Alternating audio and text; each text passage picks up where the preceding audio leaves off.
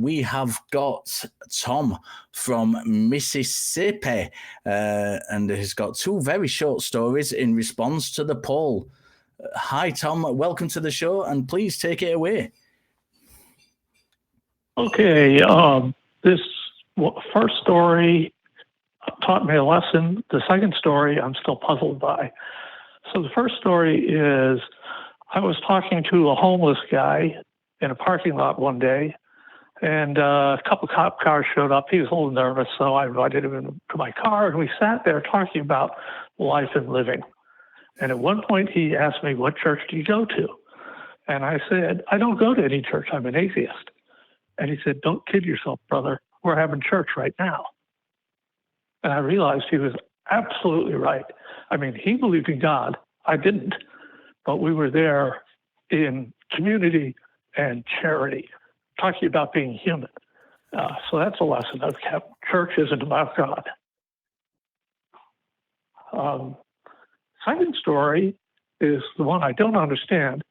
There's a local coffee shop I often go to, and it's often frequented by, I think he's an Episcopalian priest. And we see each other often enough, so, hi, how's it going? And one day I noticed he was reading a C.S. Lewis book, one which I hadn't read. So I thought it might be a chance to strike up a conversation. So I said, "So C.S. Lewis, interesting writer, but personally I don't find him that persuasive." And bang, the shutters came right down, the frigid air started rolling off of them, and that was it. And I can't figure out, I didn't say, "You're an idiot if you think C.S. Lewis is any good." I said, "I don't think he's persuasive," but that was enough to just completely freeze me right out the door, and I don't understand why. Yeah, it happens. Funnily enough, just before the show in the green room, we were talking about how C.S. Lewis is not at all compelling. He's complaining about C.S. Lewis.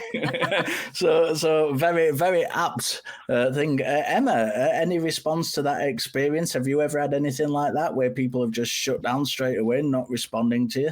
Sure. Oh, sure. There's there's a million examples. There's a guy who, another English guy who debates on Twitch, and he talks more about politics than religion and things. But you get supercuts every now and then of people that shut down just immediately, being asked some kind of challenge to their own perspective.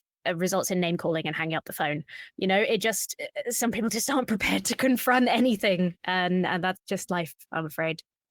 Yeah, I tend to agree. It's weird because I've had experience with religious people, but I'm going to tell you a little story now if you're all sitting comfortably.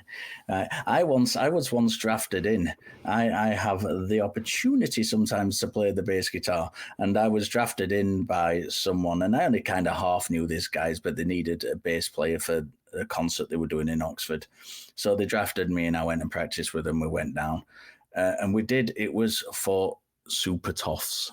It really was like super toffs, like in this barn on this land in the middle of nowhere. So we went in, we played the concert, we did a bunch of just like average Joe songs.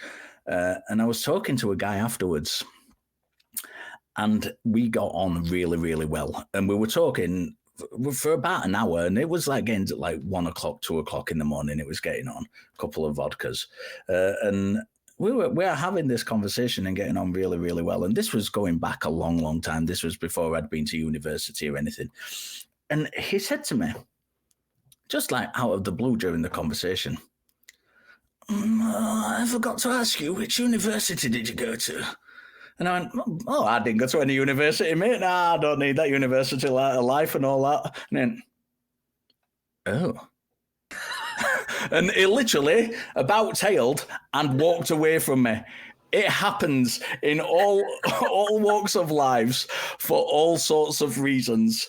It's one of those things, unfortunately, and it is something you come across quite a lot with religious people. Some people are prepared for these conversations, some people aren't. Some people want these conversations, some people don't. The previous caller, we've been going back and forth on TikTok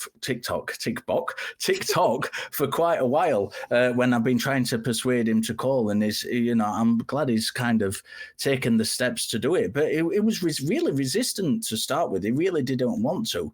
He literally said, "I don't want to talk to you about this stuff."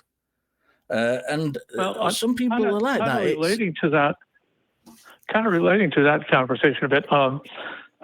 You just mentioned bass guitar, which is a point we have in common, though for me, long, long ago. But also, I think you mentioned studying in disciplines which allowed you to have transcendental experience. I studied for quite a while and was able to have transcendental experiences almost at will. But interestingly enough, for me, that moved the needle away from theology and away from spiritualism towards atheism. I was an atheist. What was going on what was going on in my brain? And when you look at what goes on in your brain, I think, you kind of get away from spiritualism. I was an atheist when I started meditating. I got into it through martial arts. I didn't even mean to get into it. Me too. Me too. Martial arts. I had a proper traditional relationship for the first year of meditating with a Chinese Chan priest who was strict, shall we say?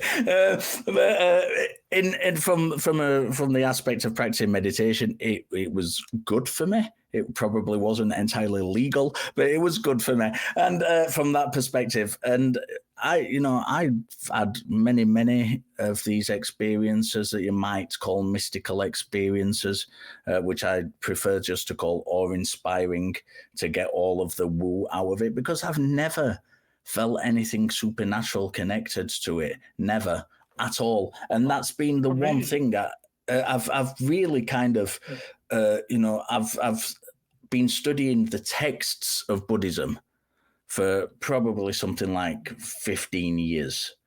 I've been meditating for just over 20 years. I've been studying the texts of Buddhism from an academic level for just over about 15 years, something along those lines.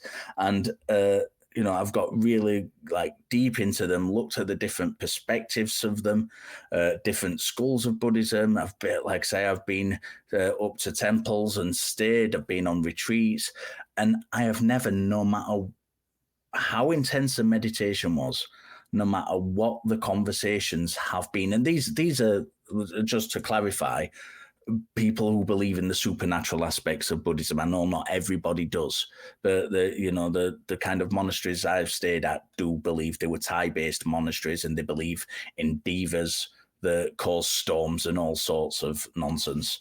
And I've never been compelled by any of the stories I've heard, any of the anecdotes I've heard. I've got a bookshelf full of books by Buddhist mystics and people who have witnessed them doing things, and it just doesn't. It's not compelling to me at all. And I think here you and I differ in that in my studies it was never spiritually or mystically oriented, but and also there were never any drugs involved at all. But I will. Possibly another point of contact. When I first interviewed the sensei, he told me if you work very, very hard, you can get a black belt in 3 years. But if you work very hard, it'll probably take you 5 or 6. Yeah. I love nonsense like that. What is the sound of one hand clapping? Well, it wasn't nonsense. That actually wasn't nonsense. Think about it a while. He's got to make money. Which means he has to give people black belts. But if you want to be a real student, then he's going to really teach you, and don't expect immediate rewards. Yeah, I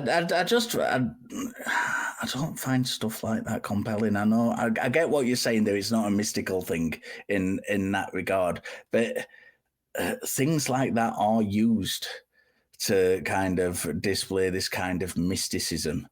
You know, there's lots of koans and riddles and things, and you know, I think the closest I got to anything really mystic was I studied with a student of Gurdjieff for about 3 years. So that was an interesting experience. Yeah, I think a lot of them are. I think a lot of these they can be interesting, but as I say, you know, Bodhidharma can be as mystical as he likes, but is not very skeptical about stuff, and that I think is the kind of crux of it for me. Tom, we appreciate your call, mate. We are going to have to let you go because we are over time. So thank you for calling in. Thanks, Tom.